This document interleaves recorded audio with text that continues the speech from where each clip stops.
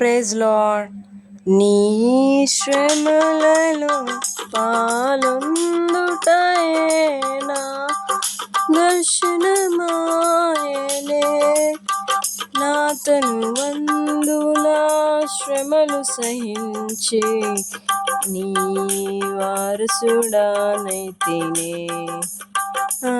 నా ధన్యత, నా భాగ్యము, ఏమని వర్ణింతును, ఏమని వర్ణింతును. నేనెందుకని నీ సొత్తుగా మారితిని. యేసయ్యా నీ రక్తముచే కడుగబడినందున. ఆమేన్.